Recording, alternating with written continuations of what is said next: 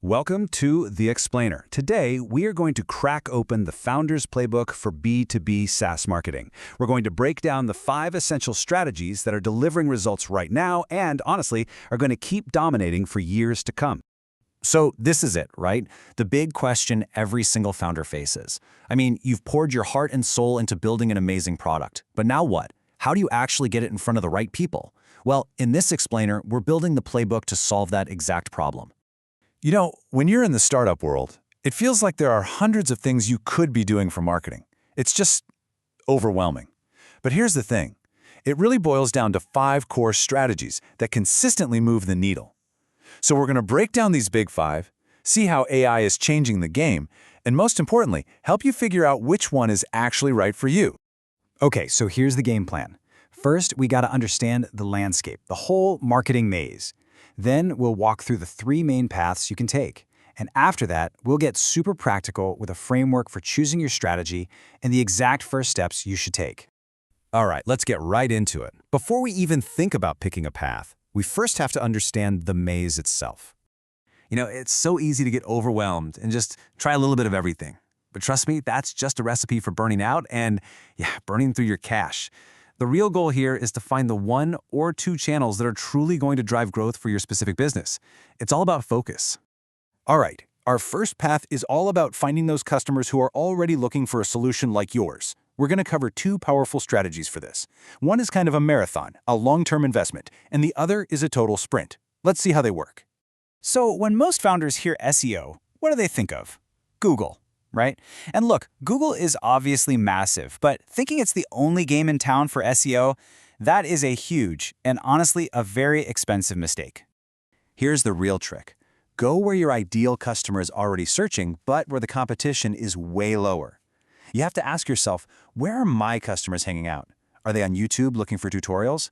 Are they searching for WordPress plugins or Chrome extensions? Ranking number 1 in the Shopify App Store for a key term could be a total game changer and way easier than trying to fight your way onto page 1 of Google. Okay, so let's flip the script from SEO's slow burn. Let's talk about PPC ads.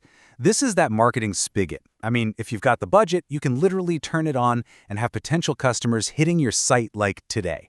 But that speed definitely comes at a price, and ads only work under very specific conditions. But here is the absolute golden rule for PPC, especially for SaaS.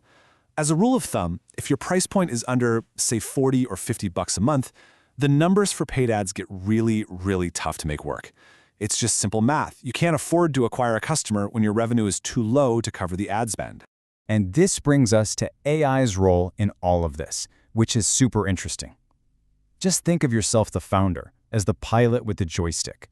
AI is this incredible tool, this super-powered robot that can execute your commands faster than you ever could. But it still needs you to tell it where to go. It needs that human strategy, a great offer, smart targeting, your gut feeling. The fundamentals, they still win every single time. Okay, let's move on to our next path, which is a bit different. This one's less about waiting for customers to come to you, and more about proactively going out and building these really powerful, symbiotic relationships. You know, people hate cold outreach, but there's a way to do it right, and it all comes down to one word: signal. A signal is the perfect combination of the right customer and, this is the key, the right timing. For instance, knowing a competitor's customers are about to renew their contract, that's a signal. And that little piece of information transforms what would be an annoying interruption into a genuinely helpful, well-timed conversation. All right, now this next strategy, wow. So many founders just sleep on this, but it is incredibly powerful.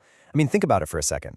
Integration marketing is pretty much the only strategy that actually makes your product better while it's bringing you new customers. It is the definition of a win-win.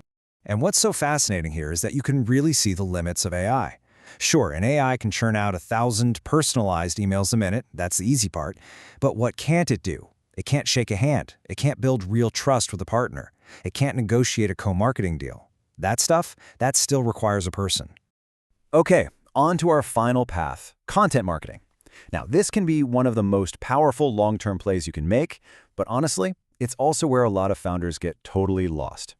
When it comes to content, you really have to pick a lane. You have to decide which game you're going to play. Are you chasing virality? You know, creating those one-off pieces, hoping one hits big and gives you that massive but temporary spike in traffic? Or are you in it for the long haul, patiently building a loyal audience that trusts you, that becomes a real durable asset for your business? These are two completely different games. And this quote, wow, it just nails the biggest change AI is bringing to content. We are literally facing what people are calling an AI slop tsunami, just this endless wave of generic, soulless content. And you know what happens when that becomes the norm? The value of real, genuine human expertise, it skyrockets. Your unique point of view, your customer stories, your actual experience, that is your superpower now. Okay, so we've just walked through the 5 core strategies spread across those 3 paths. But look, knowing what they are is to step 1. The real question is, how do you choose where to start? Well, this simple framework is the key. So from now on, before you jump into any marketing idea, you need to run it through this simple grid. First, speed. How fast am I going to see results? Are we talking weeks, months, or even years? Second, cost. What's this going to cost me? And not just in dollars, but in my own time. And finally, scalability. Can this actually grow? Can I crank up the volume on this over time, or is it just a one-and-done kind of thing? Just asking these 3 questions will give you so much clarity. All right, enough theory. Let's get down to brass tacks. How do we turn all this knowledge into action? Here are the exact first steps you should be thinking about, like today. This right here, this is probably the most effective way for an early-stage founder to start. The idea is you need to be working on 2 tracks simultaneously. See, if you only focus on the fast stuff, like ads or outreach, you're just stuck on a hamster wheel, constantly chasing the next lead. But if you only focus on the slow burn stuff, like SEO, you might literally go out of business before it ever pays off. You have to have both. And really, if you remember just one thing from this whole explainer, let it be this. You know those really successful 7- or 8-figure SaaS companies? They are almost always built on just 1 or 2 marketing channels that work incredibly well for them. Your job is not to do everything. It's to experiment, to find those 1 or 2 things that start to show some real traction for your business, and then put all your energy, all your focus into doubling down on what works.